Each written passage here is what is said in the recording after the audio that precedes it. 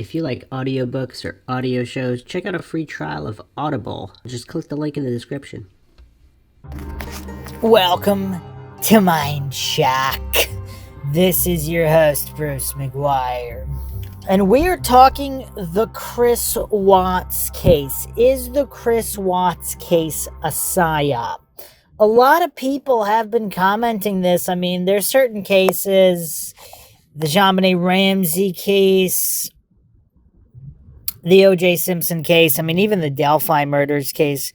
People are calling these cases Psy-Op, psychological operations, and I'll be getting into what that is, but for all the clueless coincidence theories, it doesn't mean the victims weren't real. It doesn't mean people didn't die. It means exactly what a Psy-Op is, a psychological operation. Now, what the variables of the information being part of the psychological operation are, and whether the individual variables are true or not, that's a completely separate matter. But for whatever reason, coincidence theorists, they just don't have the mental capacity to grasp that. They think psychological operation is synonymous with fake or not real. I don't know where they hallucinate that from, just mental weakness, mental disability maybe. Obviously, coincidence theorists are not that bright. Authority-worshipping cultists who just believe everything they see on the idiot box, they're not that bright. But, what can you do? We'll be examining whether or not it's a Psy-Op and all that would entail, as well as certain motivations behind that in typical Mind Shock fashion with logic and reason at the forefront. As always, if you find the podcast interesting and informative, you can donate to our PayPal. Just check the link in the description. Make sure to subscribe to the channel. Hit that bell for notifications. If you're still not getting them, just like and comment on more videos. That's how the YouTube algorithm works. You could also become a member on Patreon. Patrons do get priority for case topic, logical analysis, co-podcaster requests. You could also be a guest on podcasts depending on your tier. Like and share Twitter, Facebook, and Reddit. Questions, comments, theories, thoughts, suggestions, rebuttals, debunkings of any kind, leave them in the comment section. Okay, so again, just to reiterate for the Dunning-Kruger crowd, psychological operation does not mean true or untrue, faked or not faked. It means, and then there's actually very shades to being manufactured as well. If you haven't checked out the Sandy Hook podcast on Mind Shock, check that out. I kind of talk about how one of the psychological operation theories is that obviously all the people did die, unfortunately, but it was made to look like it was fake. That was the psychological operation, and they added all these preposterous details and ludicrous details that only clueless goofs would believe to make it look like it was fake, even though it was real, unfortunately. A tragic, everything from getting doppelgangers or possibly clones to the Super Bowl choir that just happened to look exactly like all the victims but several years older. Was that done on purpose to make it look like it was faked? And that is what the psychological operation is. Not that no one died, like all the clueless coincidence theorists claim that that's the theory being pushed. So same thing here in the Chris Watts case. Unfortunately, if there are real victims, that doesn't mean it wasn't a psychological operation. Now, what is the main basis for a lot of these so-called psychological operations regarding true crime? So whether it's the O.J. Simpson case, whether it's the Ramsey case. Now, one of the psychological operation theories in the Ramsey case is that she never even existed in the first place and that she was some kind of early AI generation. Now, before the triggered goofs get all triggered about, there's no such thing as Photoshop back then. Photoshop actually was created in 1987, and who knows how long military equivalent has been, not to mention manual airbrushing of photos. I mean, you can find photos from the early 1900s, early to mid-1900s, that edited people out of the photo, etc., etc. So a lot of goofs hallucinate you need Photoshop or some kind of CGI to fake things. Obviously, you don't. But this is the level of goofery we have to deal with when dealing with coincidence theorists.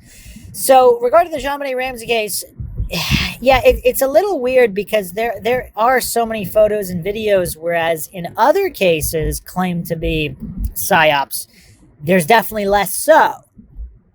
Now, if the JonBenet Ramsey case was one of the first true crime psyops, I mean, maybe it would make sense that they would do this, but what about all the witnesses at all the pageants and parades and, like forget the video and photo evidence. Let's take that out of the equation for a second. What about the people physically present? Now, obviously, I mean, I'm not going to appeal to incredulity because that's obviously a silly logical fallacy. But they would have had to dump a fair amount of money and to pay off all the people at the dance studio, all the pageantry, the babysitters, the photographers, the family and friends.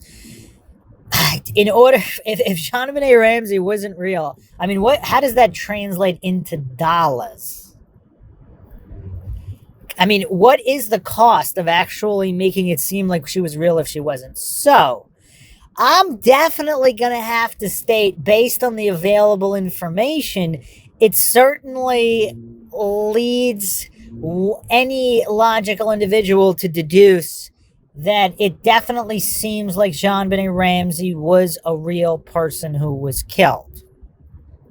In other Psy-Ops where there's literally not a single picture or maybe only one or two pictures, the Keely Rodney case was accused of being a Psy-Op as well. I don't know how much evidence there is. I did see a childhood video of her singing. There's a birth certificate of a death certificate. Obviously, post 2000, that's all easy to fake. But in the Kylie Rodney case, it does seem like there's not an overwhelming amount of photos and videos of her life that you would think there would be based, in the social media age, unless that was kind of maybe intentionally withheld out of respect to her. I don't know. There's plenty of other cases with victims where there's tons of videos and photos, and I don't really see how that's disrespectful per se. Just, this was a human being that lived a life, and unfortunately they died. So it's definitely curious how in certain cases there just seems to be just a plethora of evidence of the existence of a human being, and in other cases there's just almost nothing, just virtually nothing. It's curious. That's all I'm going to say there. I'm not saying that necessarily points to the person not being real or real. In either case, again, that's why false dichotomies are logical fallacies. They could be real or fake in either situation. So I wouldn't use that as a metric per se. But if the JonBenet Ramsey case was one of the original Psy-Ops, would they go out of their way to do this? Would they spend, how many could it be done for cheaper than tens of millions to just pay off all these people to say they knew her? There's all the school photos, there her class. It would be expensive. If they faked it, it would be incredibly expensive.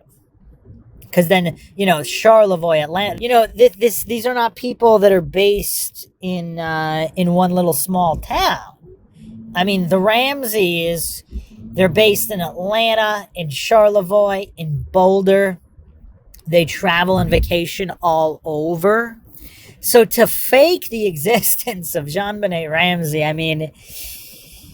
it would be tough. It would be extremely tough and expensive. Obviously, I'm not going to appeal to incredulity and say it couldn't be done.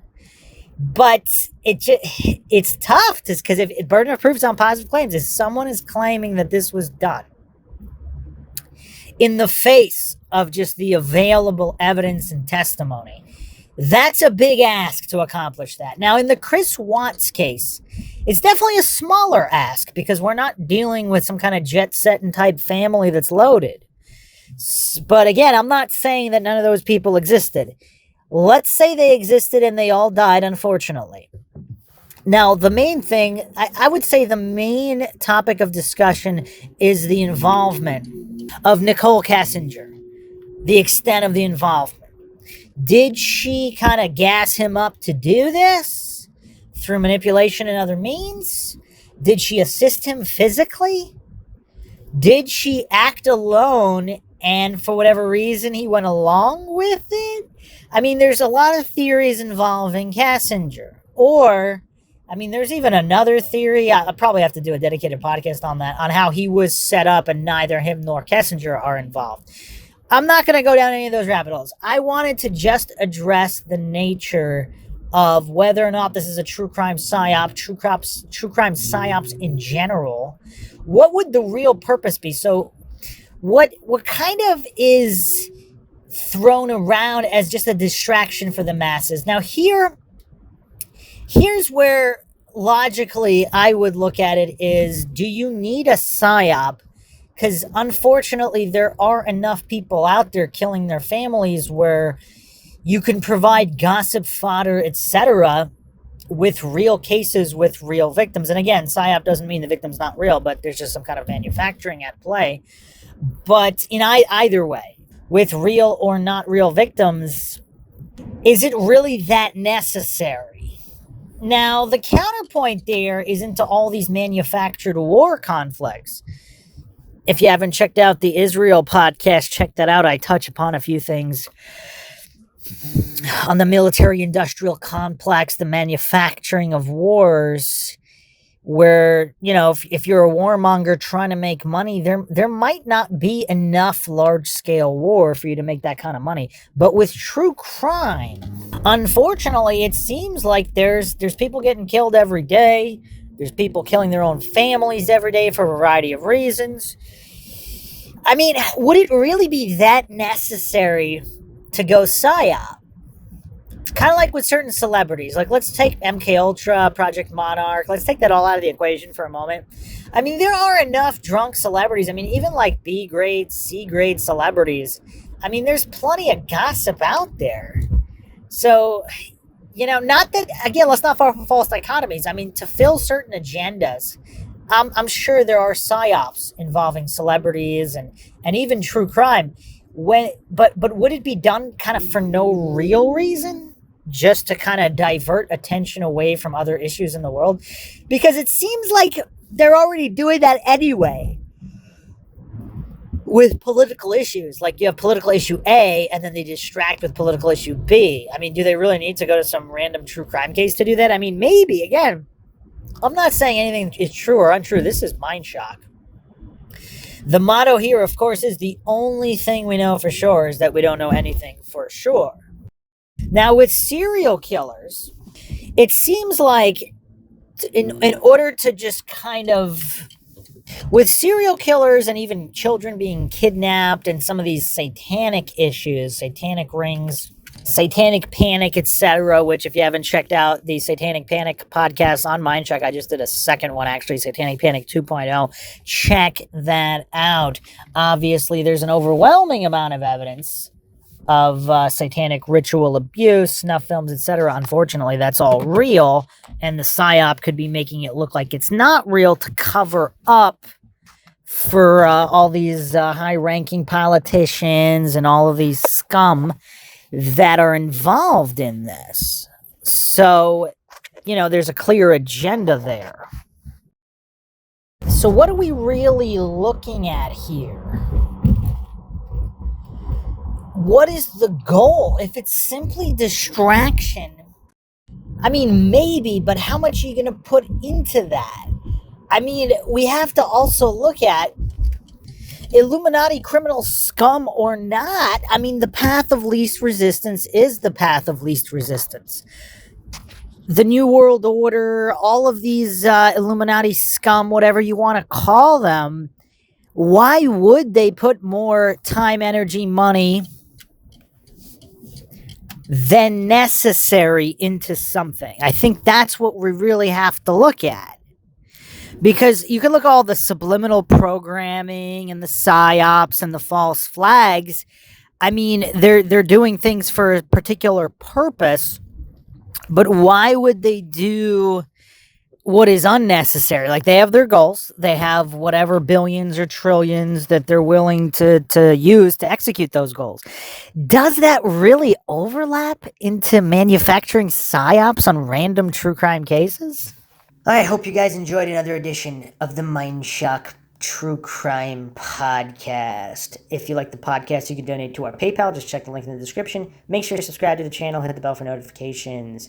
You could just go to youtube.com/mindshock and see all the podcasts there. You can check us out: Twitter, Facebook, Reddit, Patreon. Patrons do get priority, case topic, logical analysis, co-podcaster requests. You could also be a guest on the podcast. Questions, comments, theories, thoughts, suggestions, rebuttals, debunkings of any kind, leave them in the comment section. This is Bruce McGuire signing off. Catch you guys next time.